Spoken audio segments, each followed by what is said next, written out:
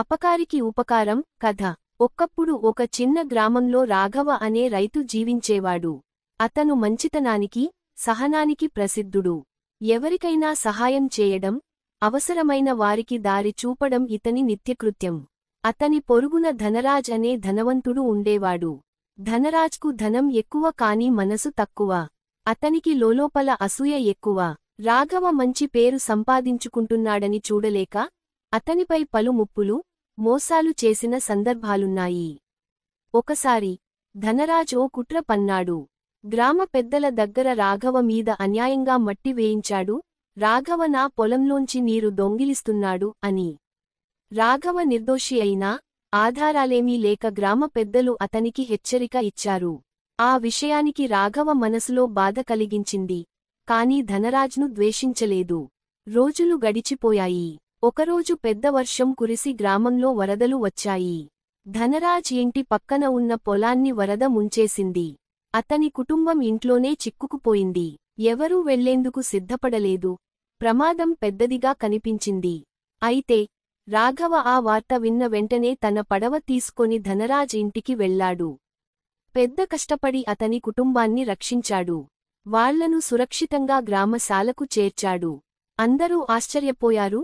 ధనరాజ్ అంతటి అపకారం చేసినా రాఘవ ఎలా సహాయం చేశాడు అని. అప్పుడు రాఘవ నవ్వుతూ చెప్పాడు, అపకారం చేస్తే మనం కూడా అపకారం చేస్తే ఈ లోకం మంచి ఎలా మారుతుంది? మనం మంచి చేస్తే వాళ్ల మనసు ఒక రోజు మారుతుంది. ఆ రోజు నుండి ధనరాజ్ మారిపోయాడు. అతను రాఘవను హృదయపూర్వకంగా క్షమాపణ చెప్పాడు. ఆ తర్వాత ఇద్దరూ మంచి స్నేహితులు అయ్యారు. గ్రామంలో మానవత, సహనం అనే విలువలకు కొత్త అర్థం వచ్చింది. మోరల్: ఇతరులు అపకారం చేసినా మనం ఉపకారం చేస్తే అది సమాజాన్ని మారుస్తుంది.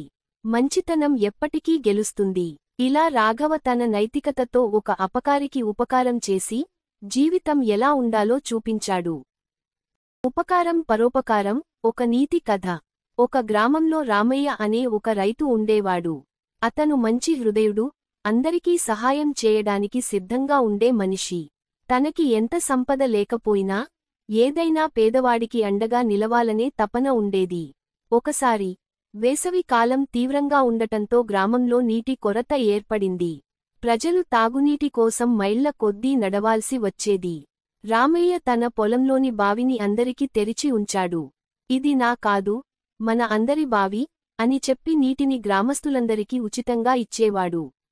అతని పొలం ఆ బావి నీటితోనే ఉండేది.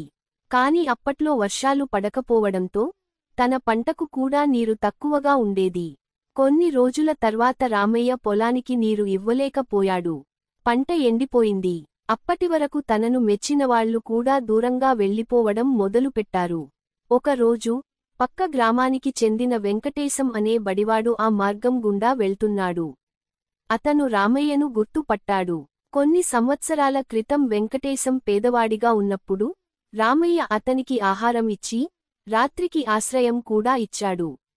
ఆ సమయంలో వెంకటేశం ఎంత కృతజ్ఞతతో ఉన్నాడో ఇప్పటికీ ఆయన మర్చిపోలేదు.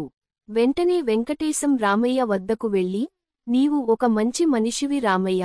నీ సహాయం వల్లనే నేను ఈ స్థాయికి వచ్చాను.